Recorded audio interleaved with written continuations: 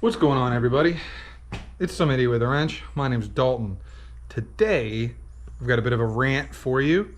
Rant slash maybe infomercial slash simp video for old GM products. I like this beautiful thing here.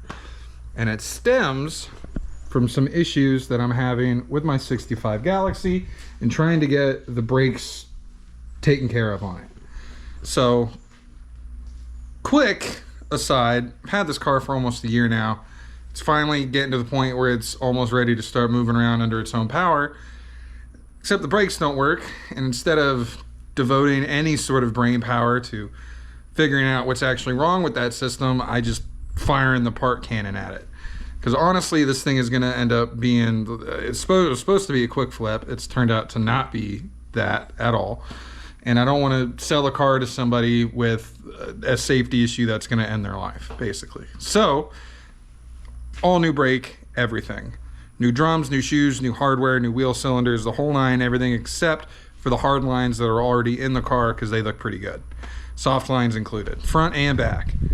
Now, something that's kind of cool about these old Fords is that when you're talking about the drums, because this is a front, the front and the rear are the exact same. The actual drums are. I've already got this one done, right? Done, all new hardware, all new everything in here.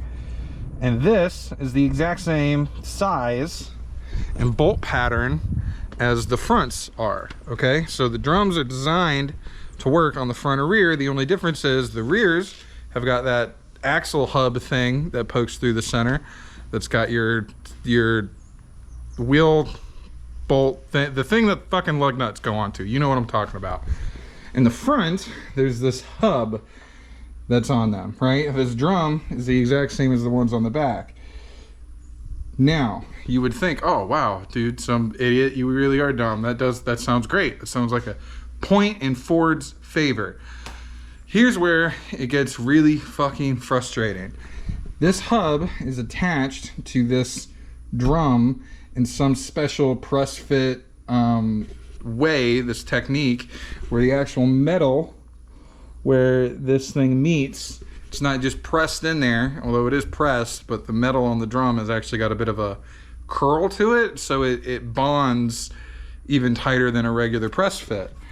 As you can see, ignore how ugly this is, that's a whole separate piece that is attached in there with a greased machined channel for your wheel bearings to go. I can find these drums no problem. I can get them at O'Reilly's. They've got to order them in, but I can get the drums. You cannot find these fucking hubs anywhere. Anywhere. And to add insult to injury, when you search for 1965 Ford Galaxy front hub assembly, you get a whole bunch of GM parts, right? You get hub assemblies for Novas, for Chevelles, for trucks, right? That's not a problem. You just can't find them for the Ford. So I guess when Ford made this system with this front hub deal, they just figured it would never wear out, right? There would never be a possibility where you would need a new hub to go inside that drum. I was planning on putting all new drums and a new hub inside this car, right? I just figured I could find it because I'm used to dealing with General Motors stuff, where all of their stuff is anything and everything you could want for these cars is available. That's not the case here. So now, again, you saw how nasty the inside of that drum is. That one's not nearly as bad. I've got to get them turned when they look like that. Try and find somebody that will try and turn them if they can be turned. I haven't had them measured. I don't know if that's going to be a thing that I'm capable of doing with the wear that's on them.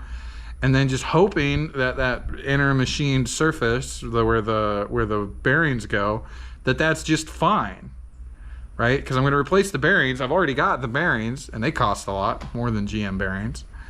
And it's just frustrating, right? Just to run into not being able to find parts. I know that sounds ridiculous, that's something I'm complaining about. Like, Dalton, you deal with old cars all the time. You should be used to kind of going on a bit of a part hunt. Not really, man. Right? Even this, which has got the 292, which is not nearly as prevalent of a motor as like the 350 in my Chevelle or the one on the engine stand over there. Like, I get almost everything for that truck over the counter at O'Reilly's. You hardly ever have to even order anything.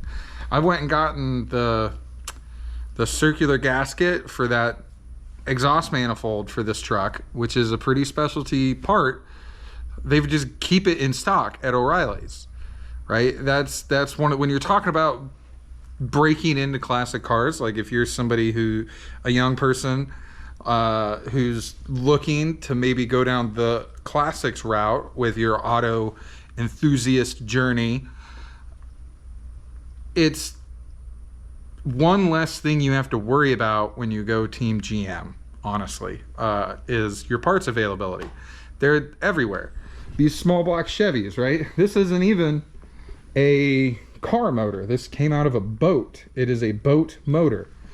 It is exactly the same as the ones that went inside the consumer vehicles, the land vehicles. If anything, supposedly they're higher quality because they're coated in a non-corrosion material, and depending on which forum you dive down, which forum post, they've got a higher nickel and tin content in them to help with cracking under more extreme use cases, like on a boat out in the water. The only thing you got to worry about is salt being left in the cooling system if it was running an open water cooling system. But if your block's already torn apart and you're going to take it to a machine shop, just pay the $80 to have them hot soak it, and that'll take care of that for you. Yeah, it's the exact same motor, same block. That is not the case when it comes to the Ford boat motors. And like, you'd be surprised how many components the 70 truck C10 shares with the 69 Chevelle, right? The luxury passenger car, because remember this is a Malibu, so pretty top trim luxury vehicle, wasn't originally designed to be a hot rod muscle car. And the disposable, because GM made the C10s to be cheap and extremely disposable, they share a whole lot of parts, right? So it's easy. It's easy. If you're gonna get into classic cars, I guess is what I'm saying, GM, the GM family, Chevrolet, Pontiac, Buick, all those are going to be a lot easier for the most part for you to find parts for you to find people who know what you're doing, know what they're doing to help you, things like that, right? It's going to be so much easier if you go the Chevy route. That's my rant, right? I'm just out here fucking sweating and getting dirty and trying to fuck with this, and yeah, I just felt the need to pick the camera up and make a rant video about it.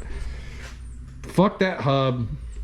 Fuck Ford, right? Like, I'm over it. And this isn't the first kind of issue that I've ran into trying to find some like one-off parts for this car. It's got the Carter or whatever Holly was before it was Holly, 2-barrel on it. That's been a monster to try and find a rebuild kit for. The monopot little throwaway that's on the 292 on this guy, there are rebuild kits for it, new old stock, thousands of them, $40, cheaper than a Holly rebuild kit, honestly, for like a new manufactured carburetor. So just PSA, something to think about. If you're out there and you're thinking about getting into old cars, I cannot recommend the GM family of vehicles more for that reason alone. Nothing will shut you down faster than parts being not there for you, right? Ford is not, honestly, I'm bitching about Ford right now. They're not that bad. Stay away from Chrysler. Stay far away from Chrysler. Stay far away from anything from Europe that's older than like the 80s, because good luck, man. Absolutely good luck. Anyway, that's it. That's this video. I hope at least one of you guys got something from it. I'm some idiot with a wrench. I'm gonna get back to hating my life, and hope you guys enjoy the rest of your evening. Peace.